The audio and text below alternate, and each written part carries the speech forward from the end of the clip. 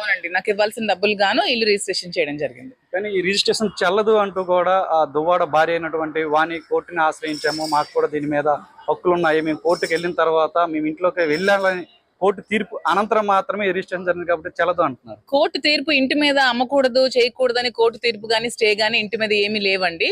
ఆవిడ డివిసి అతను ఎక్కడుంటే అక్కడ నేను ఉండాలని వేసుకున్నారు, అంతే. ఆవిడ ఎక్కడుంటే అతను ఆవిడ ఉండొచ్చు అని కోర్టు తీర్పిచ్చింది కానీ ఇంటిని అమ్మకూడదు, ఇంటిని ఇచ్చేయకూడదు అని ఎక్కడ కూడా ఏ కోర్టు కూడా తీర్పు ఇవ్వలేదు. అతను సెల్ఫ్ ఎక్వైర్డ్ ప్రాపర్టీ కాబట్టి అతను నాకు ఇవ్వాల్సిన అమౌంట్ కి బదులుగా నాకు ఇల్లు రిజిస్ట్రేషన్ చేయడం జరిగింది. మిగతా బకాయి ఏదైతే ఉందో ఆ బకాయి కూడా ఆయన ఇస్తామని చెప్పారా, లేకపోతే ఇంకేమైనా ఆస్తులు రాయించుకునే ఆలోచనలు ఉన్నాయంట? అది ఇంకా డబ్బులు ఇస్తారో మిగతా ఆస్తులే రాస్తారో ఇంకా వెంకటేశ్వర కాలనీలో ఉన్న ఇల్లు ఏమైనా రాసేస్తారో మరేం తెలియదు, చూడాలి. అంటే మీరు తాజాగా ఇంకో కామెంట్ కూడా చేయడం జరిగింది, దువ్వాడ వాణికి విడాకులు ఇచ్చినట్లయితే నేను దువ్వాడ శ్రీనివాసరావుని వివాహం చేసుకుంటాను కూడా. ఏమంటే ఆల్రెడీ నేను ముందు అందరికీ మీడియాలో చెప్పాను, మేము లివింగ్ టుగెదర్ లో ఉన్నాము అని చెప్పామండి.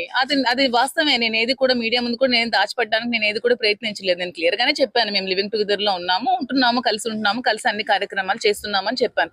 అదే కంటిన్యూ అవుతుంది. ఇంక ఫ్యూచర్ ఎలా నిర్ణయిస్తుంది అనేది కాలమే నిర్ణయిస్తుంది. అయితే వాణి గారు మీకు వ్యక్తిగతంగా కూడా అనేక ఆరోపణలు చేయడం జరిగింది, మీ వ్యక్తిగతంగా ఉన్నటువంటి మీ జీవితం పైన కూడా అనేక వ్యక్తిగత ఆరోపణలు చేశారు, మీరు అనేక మందితో అక్రమ సంబంధాలు పెట్టుకుంటారని కూడా అన్నారు. అది ఎంతవరకు వాస్తవం? ఆ మాటలోనే ఉంది ఆరోపణలని. ఏ వ్యక్తి అయినా వచ్చి నా గురించి ఎప్పుడైనా సరే టెక్కల్లో గానీ ఈ స్టేట్ లో గానీ ఎవరైనా వచ్చి ఈమె ఇలాంటిదని ఆమె తప్ప ఎవరైనా మాట్లాడారా ఇంతవరకు మీడియా ముందుకు వచ్చి?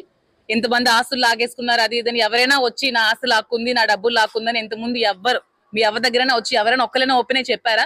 ఆరోపణలు మాత్రమే. ఆరోపణలకి ఏముంది, 100 ఆరోపణలు చేయొచ్చు ఒక మనిషి మీద. అంటే రానున్న రోజుల్లో మీకు ఇక్కడ రాజకీయంగా ఏ విధంగా ముందుకు వెళ్ళబోతున్నారు? మాకు రాజకీయంగా మేము ఇప్పుడు ఎలా ఉన్నామో వైసీపీలో అదే వైసీపీలో ఉంటూ కంటిన్యూ చేస్తాం. ఇదే శ్రీను గారు మళ్ళీ ఇదే పార్టీలో కొనసాగుతారు, మళ్ళీ అతనే ఎమ్మెల్యేగా నిలబడతారు, మళ్ళీ అతనే గెలుస్తారు, అతనితో పాటు ఉండి సపోర్ట్ చేస్తూ ఇలాగే ఉంటాం. ఈ రాజకీయాలు ఇలాగే కొనసాగుతూ ఉంటాయి. గత 48 గంటలుగా కూడా శ్రీను గారు టెక్కల్లో లేక అజ్ఞాతవాసంలో ఉన్నారని చెప్పి. అజ్ఞాతవాసంలో ఉండాల్సిన కర్మ దువ్వాడ శ్రీనికి ఎప్పుడూ లేదు. అతను చిన్న క్వారీ పని మీద బొరంపురం వెళ్ళారు, అతను కూడా వచ్చేస్తారు. అతను అజ్ఞాతంలో ఉండాల్సిన అవసరం అతనికి లేదు. రిజిస్ట్రేషన్ చేసిన తర్వాత కేసు నాకు ఇచ్చేసి అతను బొరంపురం వెళ్ళడం జరిగింది, అతను వచ్చేస్తారు. మళ్ళీ దువ్వాడ శ్రీను గారు ఇక్కడికే వస్తారంటారా లేకపోతే ఇంకొక ఇల్లు ఏమైనా ఉందా? అది ఇంకా తెలీదు. నేనైతే పార్టీ కార్యాలయానికి అతనికి లీజుకి ఇచ్చేస్తాను. పార్టీ కార్యక్రమాలన్నీ ఇక్కడే జరుగుతాయి. అది రేపటి నుంచా ఎల్లుండి నుంచా ఎప్పుడు అనేది ఇంకా తెలియదు. పార్టీ కార్యక్రమాలు మొదట్లాగే ఎమ్మెల్సీ కార్యాలయంగా ఇది కొనసాగుతుంది. అతనికి నేను లీజుకి ఇస్తాను, ఈ బిల్డింగ్ ని అతనికి నేను లీజుకి ఇవ్వడం జరుగుతుంది. ఆ లీజ్ ప్రకారం అతను మళ్ళీ ఈ కార్యక్రమాలన్నీ ఇక్కడే జరుపుతారు. దువ్వాడ శ్రీను గారు ఉండడానికి పైన ఒక నిర్మాణం కూడా, ఇంటి నిర్మాణం కూడా చేసుకున్నారు. అదే ఇంట్లో మీ ఇద్దరు కలిసే ఉంటారు? అది నేను అలా చెప్పలేనండి. ఇల్లు ప్రెసెంట్ అయితే నా ప్రాపర్టీ ఇది. అది నేను రెంట్కి ఇస్తానా ఇంకేం చేస్తానా అది నేను ఆలోచించుకోవాలి. ప్రెసెంట్ అయితే నేను ఎమ్మెల్సీ కార్యాలయానికి రెంట్కి ఇద్దామని అనుకుంటున్నాను. అంటే సేమ్ ఇప్పుడు వైఎస్ఆర్సీపీ కార్యాలయం ఎలా ఉందో అదే విధంగా ఇది మళ్ళీ కంటిన్యూ అవుతుంది. ఆ కార్యక్రమాలన్నీ శ్రీను గారు మళ్ళీ ఇక్కడ నుంచే అన్ని కార్యక్రమాలు జరుపుతారు, కార్యకర్తలు వస్తారు, జనాలు వస్తారు, అన్ని ఇక్కడ నుంచే జరుగుతాయి. మళ్ళీ దువ్వాడ శ్రీను గారు దాదాపుగా కూడా పార్వతీశం అనే ఒక వ్యక్తి, ఈ ల్యాండ్ ఓనర్ ఎవరైతే ఉన్నారో వాళ్ళకి 60 లక్షలు బాకీ ఉన్నారు కదా, అది ఏమైనా మీరు చెల్లించే యోచన? అది మీరు శ్రీను గారికి అడిగితే బాగుంటదండి. పార్వతీశం వ్యక్తి డబ్బులు ఇవ్వాలా చెయ్యాలా అనేది నాకు తెలియదు. నాకు సంబంధం లేని విషయాలు అవన్నీ. ఆ డబ్బులు ఏమైనా ఇవ్వాలంటే శ్రీను గారు చూసుకుంటారు, శ్రీను గారు తేల్చుకుంటారు. భారతదేశం గారు లీగల్ గా వెళ్తారా లేకపోతే శ్రీనివాస్ గారు ఇంకా ఏ విధంగా మాట్లాడుకున్నారా ఏ విధంగా అనేవి వాళ్ళిద్దరూ లీగల్ గా తేల్చుకునే విషయాలు, నాకు సంబంధం లేని విషయాలు. నాకు ఇవ్వాల్సిన డబ్బుల కోసం మాత్రమే శ్రీను గారు నాకు ఇల్లు రాసి ఇవ్వడం జరిగింది.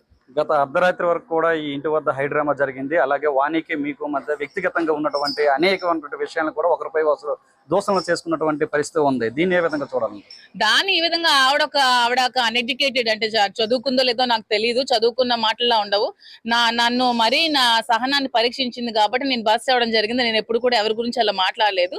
నేను మాట్లాడినవన్నీ మాత్రం వాస్తవాలే. ఆమె కోసం ఏవైతే చెప్పానో అవన్నీ వాస్తవాలే, అక్షర సత్యాలు. అందులో ఒక్కడు కూడా అబద్ధం లేదు. రిజిస్ట్రేషన్ అంతా కూడా ఫేక్ అంటున్నారు, దీని మీద స్టాంపింగ్ లేదని చెప్తున్నారు. రిజిస్ట్రేషన్ ఫేక్ అంటే అది చదువుకోలేని మూర్ఖులు మాట్లాడే విధంగా ఉంటది. మీరు సబ్ రిజిస్టర్ వెళ్ళి పలాసాలో కనుక్కోండి. అండ్ డిజిటల్ సిగ్నేచర్, ఇది డిజిటల్ సిగ్నేచర్. ఇప్పుడు డిజిటల్ సిగ్నేచర్ పెడతారు, ఇది డిజిటల్ సిగ్నేచర్. సబ్ రిజిస్టర్ అది డిజిటల్ సిగ్నేచర్, ఇది నంబర్ అంటూ ఉంటుంది. చదువుకోలేని వాళ్ళు మాత్రమే ఇది ఫేక్ డాక్యుమెంట్ అంటారు. చదువుకున్న వాళ్ళు ఎవరు కూడా డాక్యుమెంట్ ఫేక్ అనరు. లాయర్ గారు కూడా ఉన్నారు, కావాలంటే మీరు లాయర్ గారికి డాక్యుమెంట్ చూపించి మీరు మాట్లాడచ్చు. ఆజాద్ గారు అని సుప్రీంకోర్టు లాయర్ గారు వచ్చున్నారు. అంటే ప్రజలకు కూడా అనేక అనుమానాలు ఉన్నాయి. దివ్వల మాధురి గారు ఇన్ని కోట్ల రూపాయలు ఎక్కడి నుంచి తీసుకొచ్చారో, ఇప్పుడు ఎలా రిజిస్ట్రేషన్ చేశారు, ఇవన్నీ కూడా అక్రమ సంపాదన లేకపోతే శ్రీను గారు సంపాదన అనే ఆరోపణలు కూడా ఉన్నాయి. దివ్వల మాధురి గారికి అక్రమ సంపాదన చేయాల్సిన అవసరం లేదు. మా మావయ్య దివ్వల గవరే గారు 100 ఎకరాల ఆసామి.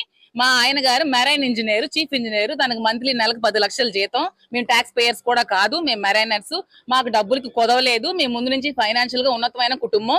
డబ్బుల కోసం ఆలోచించాల్సిన అవసరం లేదు. ఎవరి డబ్బుల కోసం కూడా మేము ప్రాకులాడాల్సిన అవసరం లేదు. మా డబ్బులు మాకు చాలా దండిగానే ఉన్నాయి. డబ్బులు ఇచ్చే మేము లీగల్ గా కొనుక్కున్నాం. రానున్న రోజుల్లో మీరు దువ్వాడ శ్రీని గారికి వివాహం చేసుకుంటున్నట్టయితే మీ భర్తకు విడాకులు ఇస్తారా? ఏమండి, ఇప్పుడు శ్రీని గారు ఆల్రెడీ డైవర్స్ పిటిషన్ వేశారు. ప్రెసెంట్ అయితే నేను అందరి ముందు చెప్పాను మేము లివింగ్ టుగెదర్ లోనే ఉన్నామని. సో ఇదే రిలేషన్షిప్ కంటిన్యూ అవుతుంది. అది డైవర్స్ తీసుకొని మ్యారేజ్ చేసుకుంటామా ఏంటి అనేది కాలం సమాధానం చెప్పాలి. ఇప్పుడు నేను చెప్పేస్తే అయిపోదు కదా.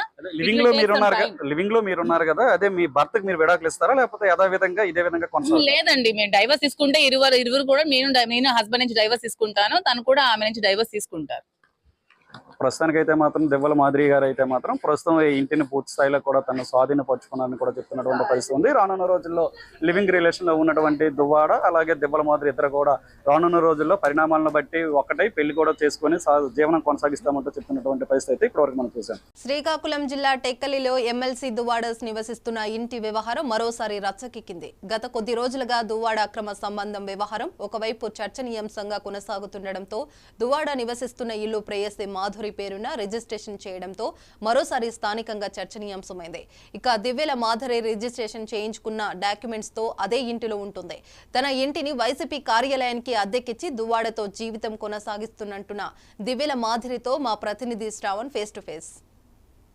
శ్రీకాకుళం జిల్లా టెక్కలి నియోజకవర్గంలో ఎమ్మెల్సీ దువ్వాడ శ్రీనివాసరావు ఇంటి వ్యవహారం గత 30 రోజులుగా కూడా రచ్చకెక్కిందని చెప్పొచ్చు. అయితే ప్రధానంగా అయితే మాత్రం దువ్వాడ వాణి పెట్టినటువంటి షరతులకి ఇప్పటికే ఎమ్మెల్సీ దువ్వాడ శ్రీనివాస్ అంగీకరించినట్లుగా తెలుస్తుంది. అయితే ఈ నేపథ్యంలోనే 5 షరతుల్లో కేవలం 4 షరతులకి దువ్వాడ శ్రీనివాస్ అంగీకరించడం అందరికీ తెలిసిన విషయమే. తాజాగా దువ్వాడ ప్రస్తుతం వాణి దగ్గర నుంచి దూరంగా ఉన్నటువంటి నేపథ్యంలో ఇక్కడ కట్టుకున్నటువంటి ఇల్లు ఇప్పుడు మనం చూస్తున్నాం. ఆ ఇంటి వద్ద ఉన్నాం. ఏదైతే ఆ ఇంటి మీద అయితే మాత్రం ప్రధానంగా వివాదం కొనసాగుతున్న నేపథ్యంలో అయితే మాత్రం ఈ ఇంటికి పెద్ద ఎత్తున కూడా దువ్వాడ ప్రేయస్గా చెప్పబడుతున్నటువంటి దివ్వల మాదిరి గారు దాదాపుగా కూడా 2 కోట్ల రూపాయలు ఇచ్చి ఇంటిని నిర్మాణం చేసినట్లుగా కూడా చెప్పారు. అయితే అనంతరం ఇదే ఇంటికి సంబంధించినటువంటి ఆస్తి కొనుగోలు అమ్మిన వ్యక్తి ఆ పార్వతీశం కూడా దాదాపుగా 60 లక్షలు ఇవ్వాలన్నటువంటి డిమాండ్ అయితే మాత్రం ప్రధానంగా వినిపించినటువంటి పరిస్థితుల నేపథ్యంలో